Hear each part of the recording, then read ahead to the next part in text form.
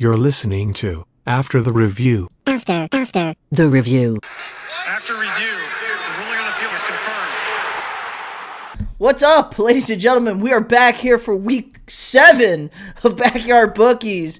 Scott, I'm gonna let you take it from here. You had a tough week last week. But do I have to talk about it? I mean, no, you don't. You don't have to talk about it, but let's just say you threw away all your goodwill you had towards the people. Yeah, I mean, we talk about everyone has a bad week, but this one was extra bad. 1-5, letting all of my fans down, all of my people down, everyone who supports me, everyone who believes in me. My credibility is lost. It's gone forever. I really owe the people out there listening a good week. This week. You owe them. You have to. Really, I've been thinking about it all week, just trying to get that credibility back. I did so well the last 5 weeks, and week 6 sneaks up on you and really just brings you back down to earth. That's kind of how betting is, though. You know, sometimes you get really hot, and then you get comfortable, and you crumble. So, well, I'm gonna have to go over it. I have to go over it. Let the people know. Remind them. So, go ahead. You were 0-5, bringing your total for the season. At least you're at the 1222. Nice crispy number right there. You lost 254 last week. You're 4-2 on the season in locks. You lost Boston College +3. Lost Kansas State +6.5. UNC, your lock -7. I'm sure you wanted to fight Manny Diaz as much as Manny Diaz wanted to fight Mac Brown because he scored a couple of garbos there late to make that thing close. That game was not a game at halftime. I thought that was an easy, comfortable cruise to the end with an easy lock, and my action alerts kept popping up, and Miami kept scoring. And I was like, "What's going on here?" I wasn't watching the game, but. And they had it, and then they gave it away late. UK, Kentucky, Georgia, the over of 44.5. Thanks to kickers and college extra points, you did not hit that mark. Absolutely, like all season long, like all through for the first 5 weeks, I've had like 1 or 2 really, like, I would say close calls. Oh my God, you should have seen me once. Georgia scored to get 30. I'm like, here we go, baby. They have to cover that 45. And they missed it. It's the extra point. I was like, as soon as they missed it, I said God. it. I was like, I lost my fucking mind. It's over. It's over. And then Kentucky did the exact same thing. So I was like, okay, well, there you go. It didn't really matter at that point. It didn't matter, but it was just kind of icing on the cake. Little icing on the cake. And then Oregon -13.5 somehow survived Cal. I'm sure you were just pulling for Cal at that point when they're not covering. I watched 3/4 of it and then just turned it off. I was tired of watching it. So yeah, so a good week. A shame. I'm looking to bounce back here, but I think I got some good picks. I mean, I thought I had good picks last week, but do we really know anymore? Now, Pete, on the other hand, we had a winning week, back on the winning ways. $77 up last week, bringing our grand total back into the green. We're at 1070, 4-2 on locks. Houston Astros game 1 at home, lock it in. Lost San Diego State -8. I turned that game off when San Jose State was like in field goal range to win that game, and I saw SDSU won in double overtime. I was hella pissed. Okie State +5.5. I should have bet that straight on the money line. Could have made a nice little killing there. Never in doubt. Texas frauds down in Austin. What else is new? The upset of the week. I am now the kiss of death for top-ranked teams. Iowa losing outright. Did not cover the 11.5 and lost outright to Purdue at home in Iowa. I'm not sure if Purdue had another cancer patient on the sideline to lead them to victory, but they had something. They had some magic. I don't know how Iowa's defense gives up 240 to a receiver on was it 11? I think it was 11 catches for 240. Not good. And then Patty Mahomes, never a doubt, -6.5, locked it up. I don't care what the score was at halftime. Never in doubt. Chiefs 2-0 when they're my lock on the season. Daddy coming through for you. Yeah. I never. Weird. He doesn't cover, but hey, came through for you. He covers for me. He covers a lot more than his brother Jackson Mahomes, who is literally the scum of the earth at this point. God.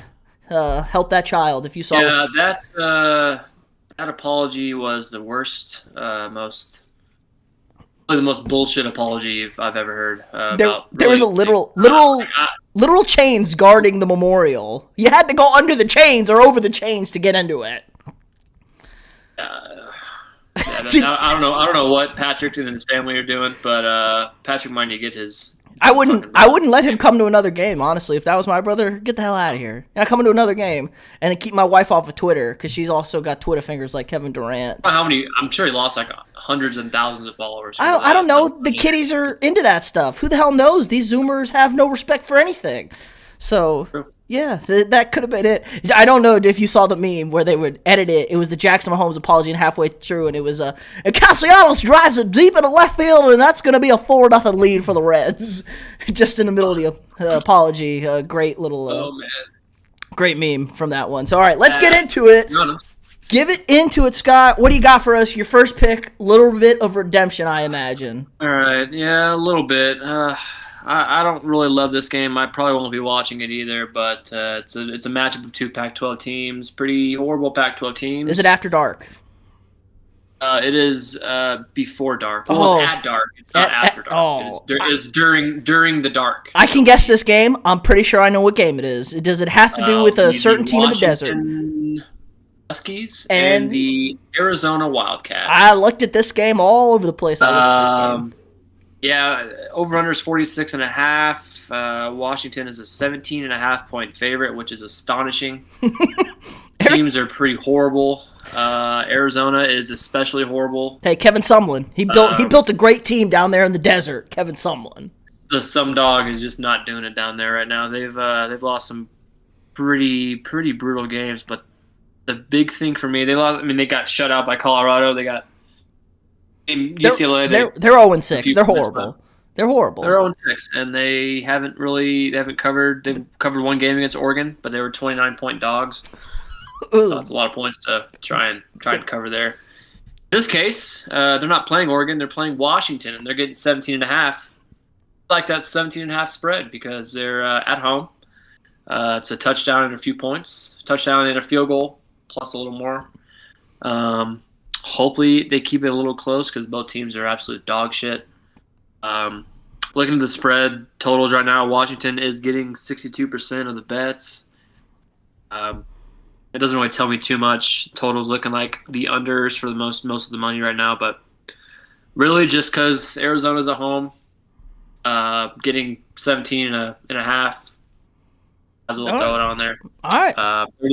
33 to win 30. We'll see if that game bounces me back. That game's tomorrow night. So hopefully that'll be a good little barometer for the rest of the weekend. For the weekend for we'll you? See about that. Well, yep. I got a game tomorrow night as well. We're gonna stick to the diamond here. We're gonna bet a little baseball here. American League Championship Series or Cheater Series. Haven't decided yet. Back in Houston, 3-2, the Astros have the series lead. I mean, I don't know if y'all saw there was maybe a flashing light in center field in Boston last night. That happened. But I watched game 4? It was game 4. I watched the soul of one of the hottest teams in baseball, the Boston Red Sox, just be sucked out of it like a Dementor from Harry Potter.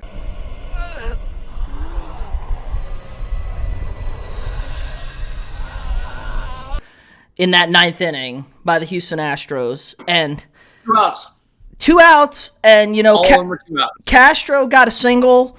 It broke the lead. It happens, and then the greatest manager ever, apparently, because all his teams do is win. Oh, wait, he just cheats. Decides to pull Nathan Eovaldi, who's probably been your best pitcher all postseason. Doesn't let him get out of the inning. I would have let him get out of the inning. He had already gotten 2 outs. He pitched around a leadoff double pretty well, I would say.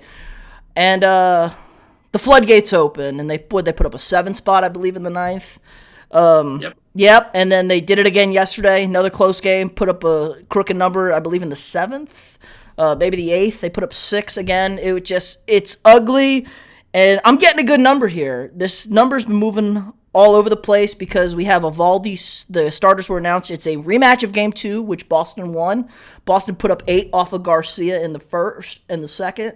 So that's moving the number here a little bit. But I got Houston clinch the American League pennant at minus 110. Yeah, minus 110. Oh, minus 110, huh? Okay. Minus 110. This was moving all over the place. It's currently minus 112 for Houston. Boston is at minus 107. I think people are taking way too much look into Evaldi pitching this game. Maybe the day off helps. I don't know. Houston's a tough place to play in October. And yeah, so I'm going 33 to win 30 at minus 110 here for the Houston Astros to be your American League champions.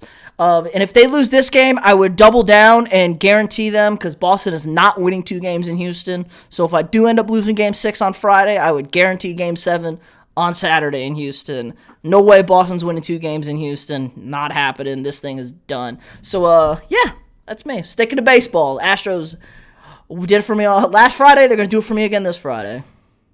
What's your number? What are you betting? Oh, I'm betting 33 to 130. 33 to 130. Okay. All right. I like it. Yeah, I didn't understand bringing in Martin Perez. I thought I was like, what is the benefit of bringing in Martin Perez against the most professional hitter in baseball history?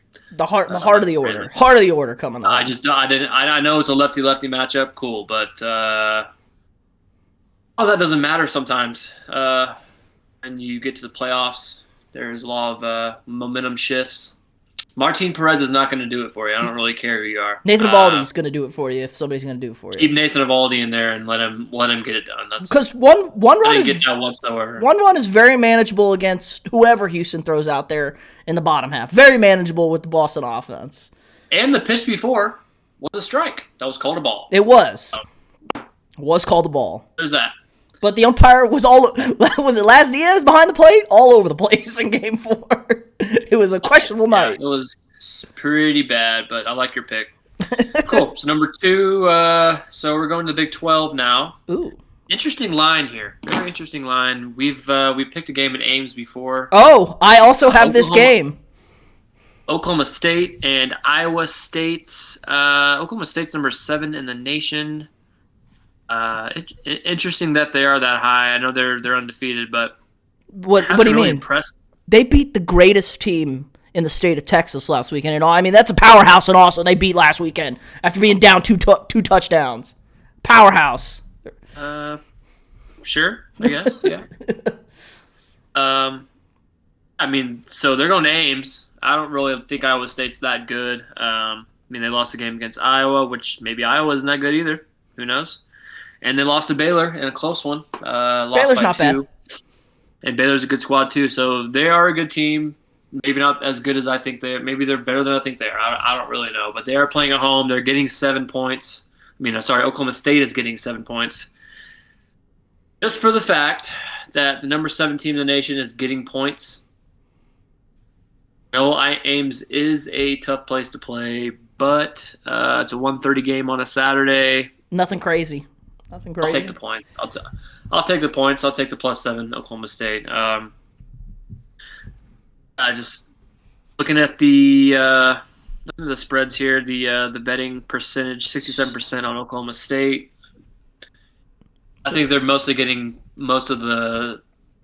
They're getting most of the money because of their rank. It's a questionable. It's a weird number. It's a weird line. Almost.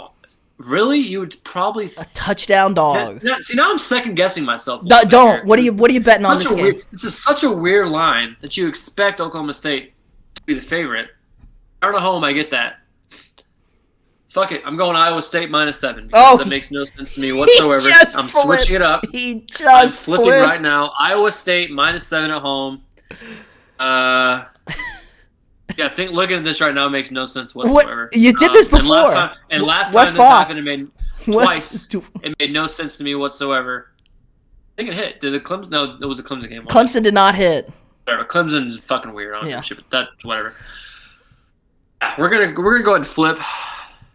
Yeah, I usually wouldn't do this right now. This is live. This is what makes it great. This is also against my code of conduct. Flipping and going against your. What's your money? But you know what? Put it down. I was 0-5 last week. Iowa State -7. We're booking it. What do I have down for it? Using the same 22 to 120. We'll keep it kind of low. Well, guess what, Scott? Makes no sense to me. I'm not afraid of these numbers. I also have this game down. Okie State getting 7 points to the number 7 team in the land. What are you, smoking crack? This is unbelievable. I'm getting a touchdown on the road as the number 7 team against an unranked opponent. This is hilarious. I'll take it. Worst case scenario is I push. It's 7. We just won outright in Austin, which I almost take. I don't have the cojones to do it again because Okie State's due for an upset right now. Even though I like what they do as a team. You know, they showed a lot of grit in that second half, down 2 touchdowns. Yeah, we're not going to get into that this week. 33 to win 30. I am on the Cowboys getting a touchdown here. Yeah, I like this. We're now head-to-head on multiple games, and so one of us is going to come out a winner here. I don't know what to tell you, people. But Scott broke the code of conduct. Pick your favorite. Pick your favorite pick here. That's all we can really say. We're just kind of going against each other. All right. I had it, but it's made no sense to me. So we're going to go and flip-flop. It's probably not a good idea. But you're gonna regret it, but you can't double down with me, and we can't both have the same team. So since I didn't get to give a great breakdown right there, I'm gonna go ahead and give my third pick right here because you just talked about this team that's weird, and that's the Clemson Tigers. 0-6 this year against the spread, not good. Just a disastrous season against the spread so far. I mean, they're playing the Pitt Panthers, who were 5-1, and they're ranked. I believe they're 23 in the nation. I believe. Yes, 23 in the nation, I believe. 5-1 Pitt Panthers. Also 5-1 against the spread here. This feels like an easy game to me. I don't think Clemson's very good. They squeaked out a barn burner at Syracuse last week. Other than that, it's just a super down year for Clemson. Pitt's pretty good. On the road at Virginia Tech, at Georgia Tech, both solid teams. Beat Tennessee at Tennessee. So they got 3 straight road wins. Haven't really played anybody at home, bunch of cupcakes at home. So I like to look at road wins. Teams that win on the road, a good football team. So I'm going to go with the Pitt Panthers here. Only 3.5 points. I'm swallowing the hook on the field goal, but I think Pitt does a comfortable job here. Clemson can't score any points. Pitt's got a good defense and a good offense, well-rounded football team, very senior-led team here. So, yeah, I like the Pitt Panthers here. More betting against Clemson not to cover than anything. Yeah, that's my game 3. All right. So, my game 3, Ohio State, Indiana. Mm-hmm. Looking at these recent head-to-heads, obviously, Ohio State has been a power the last 10 years. They pretty much beat him. On action, it says the past 5 years. I'm sure it's a lot more than that. Every year. The real number, yeah, that's true. The real number I'm looking at here is the over/under. It's actually gone down quite a bit since it opened. It's down to 59. Woo! Last 4 seasons, the over has hit 67, 60.5, 64.5, 55. I understand Indiana is probably not as good as they were the past few years. But I think Ohio State is starting to heat up a little bit. I really think the over is in play here, 59.5. So spread's 21. So it looks like maybe, I guess it'd be 45 to maybe like a 38 to 17-ish looking game. Maybe a little more of that, 38 to, I guess it'd be like more of a 38 to 21 kind of game. That seems about right to me. I think Ohio State can score more than 38 points. Indiana's not as good as they used to be, as they were last year. Indiana had that game against, was it Notre Dame? No, it was No, they played They beat in last second. Oh, last year. Oh, last year it was Ohio State they beat last year. No. Was it last? No. Penn State? It was Penn State. Penn State, yeah. So, they beat Penn State last year. They're 2-4 now. They're not the team they used to be. Their quarterback was completely overhyped. Yep. I don't think benched. He's benched. Michael Penix Jr. has been benched. There you go. He's doesn't have the sauce he used to have last year.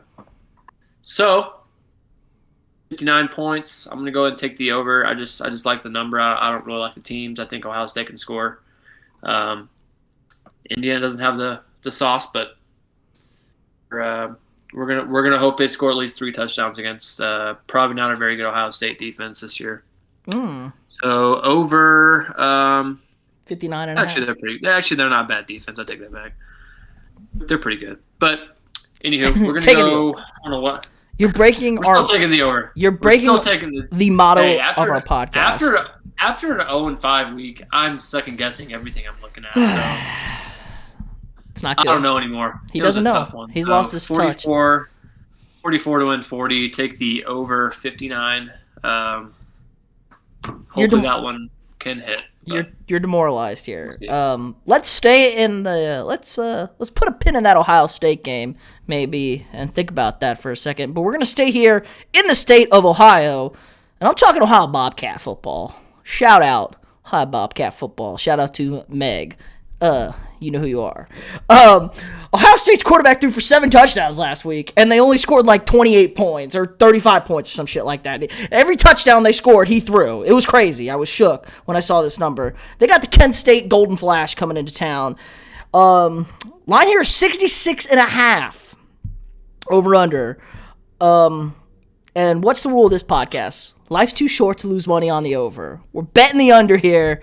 What was this? I have these numbers here. Let me think. Okay, so Kent State has hit the over 65, over 66 twice this year, and they've done it the last 2 weeks, but barely getting it 2 weeks ago, and not really barely last week. They got 95 last week in a 68.5 line. But Ohio, on the other hand, has hit the under in all 5 games. Not once have they gotten over 57 points. So they haven't hit a single over yet, and the highest over for the season is 57.5. That's a huge number here. The game's in Ohio. I like the under here, 66.5. I expect a much lower scoring game. I think people are overreacting to the hype of their quarterback having a whale of a day last week. So, yeah, I'm going to go under 66.5 here. We're going 22 to 120. A little bit safer, going for some action. You don't want to bet too much on the MAC. It's a little stressful, I know, but I think this is a safe under right here. 66.5 is just a huge number for Ohio. They don't score points. They play good defense. So, yeah, give me the under 66.5. What's your lock? All right. This is not the lock. This is number 4. Oh, that's right. I went first. I forgot. I'm glad you went with that. I'm glad you went with that pick before I make an even crazier. He's going off the rails. He's off the rails. So we did this a few weeks ago. I think it was my 5-0 week, maybe 4-1 week. We going FCS, so we bet an FCS game over here. We're going back to the Lobos. Back to the Lobos. Mexico, Wyoming. We've bet this team 3 times this year. We're 1-1. We're 1-1. We are 1-1 with the Lobos. Wyoming is a 20-point favorite against New Mexico. That just shows you how absolutely fucking horrible New Mexico is. They do not know how to score a single point. Scored 3 touchdowns the entire year, most likely. Let's see what we got. Something here. like that. They got shut up by 7, 10, 13, 0 in the past 5. It's not good. The over-under is 41. That's. I actually had this game earlier this week at 40. Oh my god! I took the under. So we're taking the under in this one. He's living by the motto, at least. 41. Under 41 in this one. New Mexico might not score. I really hope they don't. Because I don't even know if Wyoming can score. This is looking like maybe a 12-0 game. 3-0. Man. 28 to 10. That's a lot of points for New Mexico. 28-10. 24 to maybe 14. Maybe they get 2. Who knows? Safety. I like 41 points is not a lot, but neither does New Mexico. They don't score very much. They don't score at all. So 41. I mean, that's all I can do here, man. I can see these lines here and just bet the number. After an 0-5 week, I just still a little bamboozle here, but 22 to win 20, under 41. fucking New Mexico Lobos. trying to He's bringing it back. trying to Get keep something me here. alive here. Something, anything. All right, I had a lot of games I liked here. Let's see, games I liked. I had BYU, Washington State I didn't take. I got BYU at -2.5. That's a disaster. They fired half the coaching staff up at Washington State because of vaccine mandates. So that's a whole thing that's going to happen. Another game I like, football team at the Packers. Packers are 5-0 since week 1 covering spreads. Football team is 1-5 on the season covering spreads, so that's a good one. It's a little bit big of a number, but Chiefs had no problem. But we're going to my lock, and I said put a pin in that Ohio State game. I'm with you, Scott. Ohio State playing great football, feels like. Maybe they're hitting their stride right now. They had a young quarterback. He struggled early. They're coming off a bye. Really coming off a bye. Indiana lost kind of a tough, gritty, grindy heartbreaker last week to Michigan State. They were in it most of the game. Just kind of fell short. I think they're going to be spent here. Ohio State, fresh as can be. Ryan Day is going to put in some wrinkles for his offense. They're going to have a couple designed free touchdowns, we call them here, drawn up. Got this line. It's up to 21. Got it on Wednesday at 19.5. I think 21's a pretty comfortable number for a push here. It's 3 touchdowns. And I think that's where Ohio State, right around where they're at.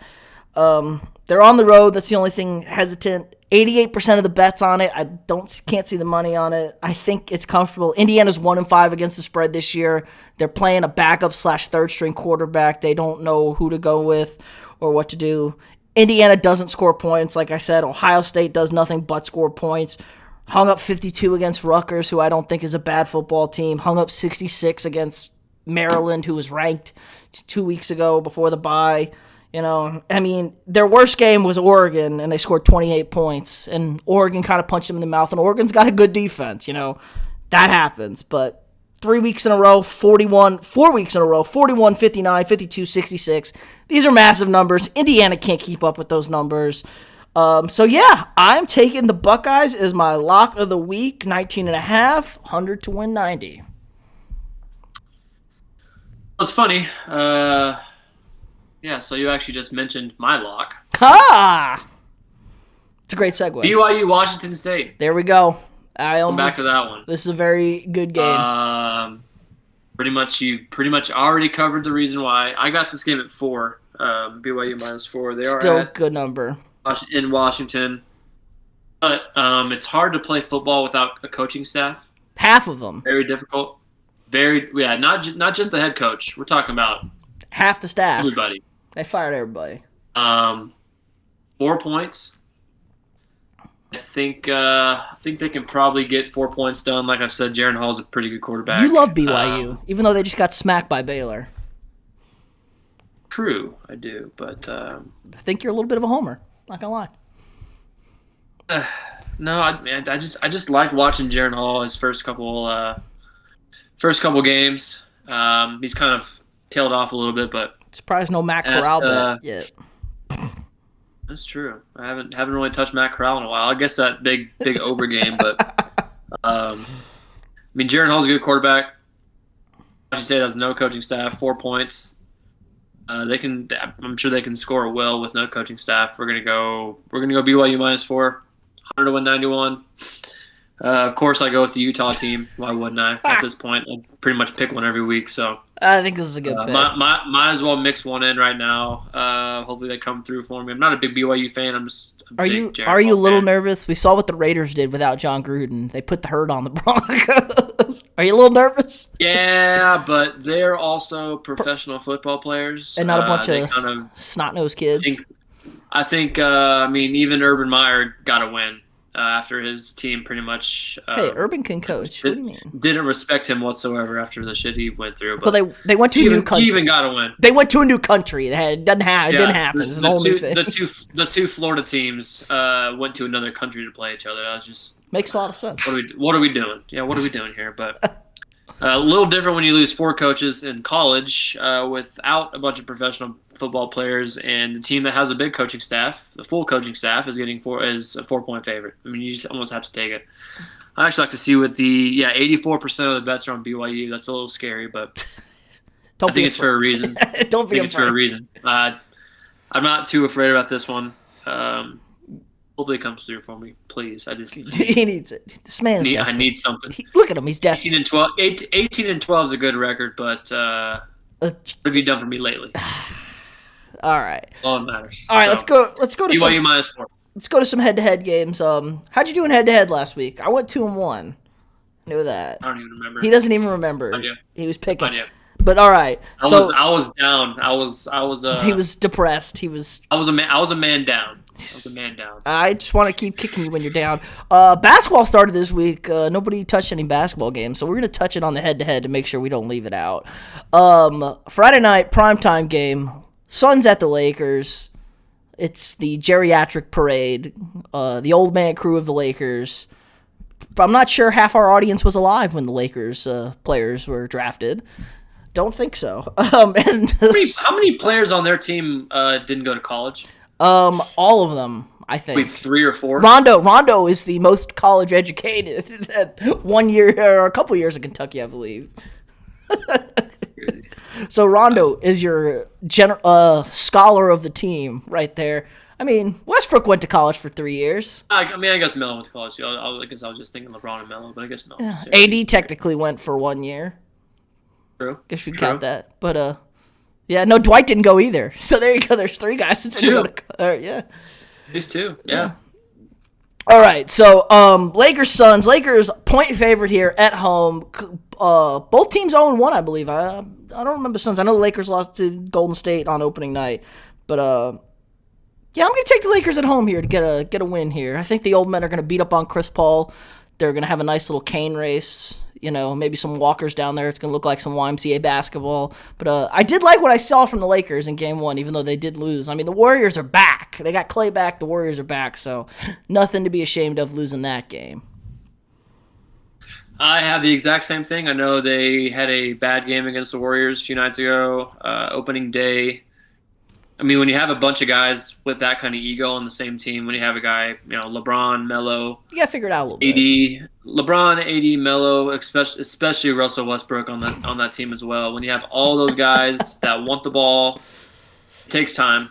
There's only one basketball. I think going exactly. I think going home is going to help them a lot.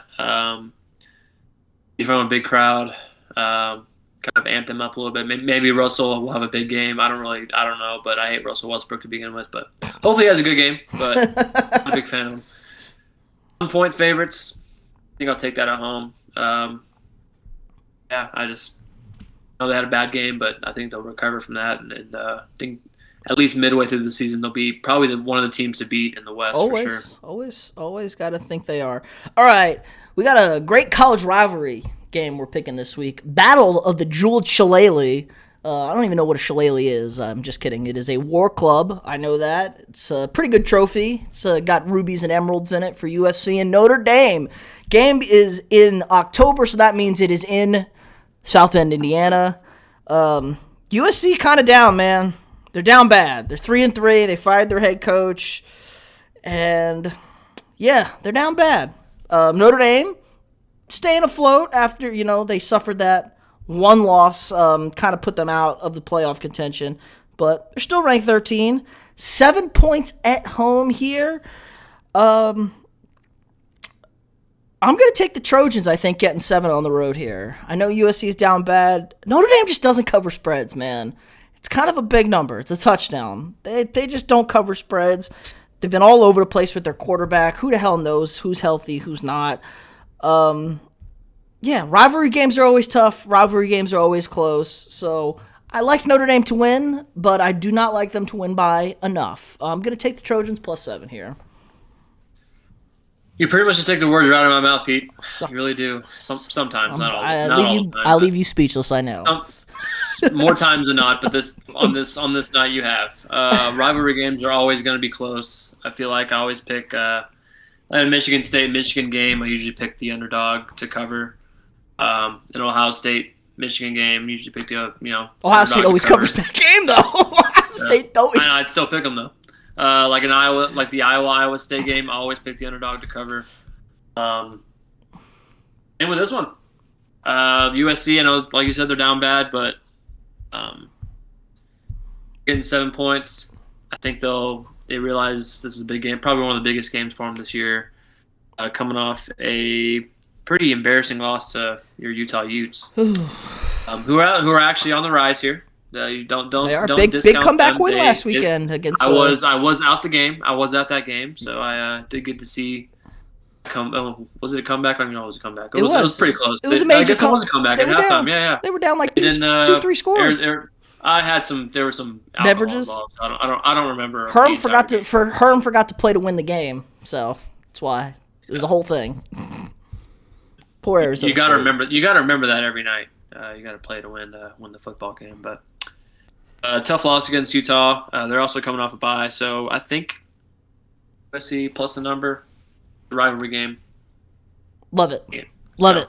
All right, last one. Since you want to be since you're not a man and you don't want to pick baseball over here, doesn't want to pick the NLCS. A game that doesn't have any starting pitching. Yeah, Max Scherzer will start. I will bet. I told you 20 at minus 250 right now with you. Then Max Scherzer starts game 1 or game 6 because the Dodgers are up 4-2 here. They're gonna win this game. I'm guaranteeing it. But let's go to this great state of Florida, Tampa Bay.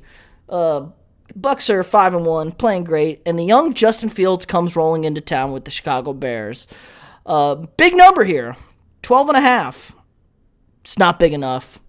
We're about to have the largest age difference between starting quarterbacks ever in the history of the NFL. 22 glorious years between Tom Brady and Justin Fields. It's old versus young. The problem is the old is playing like the young, and the young really hasn't done anything to move the needle in Chicago. Yeah, 12.5 points. I'm going to swallow them with Tampa Bay. Buccaneers are the real deal. They're frightening. Their offense is so good. The Bears are so mediocre. I think Matt Nagy's about to be out of a job because he can't do anything to help out his young quarterback here. But maybe I'm wrong. Maybe this is Justin Fields' spot to shine. Nationally televised game in the afternoon. It's going to be Romo and Nance on the game, so that's always enjoyable to listen to. But, yeah, Tom Brady's still goated. He's pretty good football player, let's allegedly. Say. Talking about sauce, he's got the Worcestershire sauce. Oh. He's got the good kind of sauce, yeah. Looking good there. This game, looking at the last few games they played against each other, even the few games, the five games on action that Chicago has played. Chicago has hit the under 5 times in a row. They did not score points. Head-to-head the last 3 years, it's been the under 2 out of the 3 years. 47 points. I mean, I get that. New quarterback. It's a new quarterback. Tom's gonna be. It's not Mitch Trubisky. They had Jameis too. So hey, Jameis was slinging it back then. You know, he's slinging the rock. But 47 points. Yeah, I don't think Justin Fields is going to do much against Tampa Bay. He might score 10 points. It could be 13, 14 maybe, but I think it'll be like more of a 30-13 kind of game. So I think Tampa Bay will win pretty easily, but I also think the under will hit 47. So I'm going to take the under 47. I like it. I agree. I don't think they can score. And yeah, Tampa Bay will score just enough. Maybe Tom Brady's be sitting under the tent a little early there, sipping on something, some of that sauce, like you said, because it's an easy wrapped up game. So yeah, all right, Scott, I'm rooting for you this week. I really am. I hope you can pull through. I need a recovery here, man.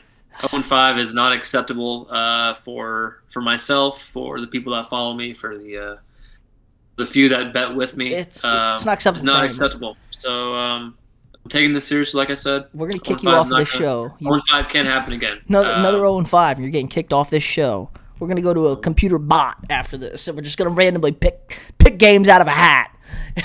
Probably, yeah, they'd probably do better. All right, so we'll see what happens. all right, I'm rooting for you. But that's going to do it for us this week. Remember, if you like us, share us, subscribe to our channel. Check us out if you listen to the podcast. We got video on YouTube. So, yeah, we'll see you all next Friday.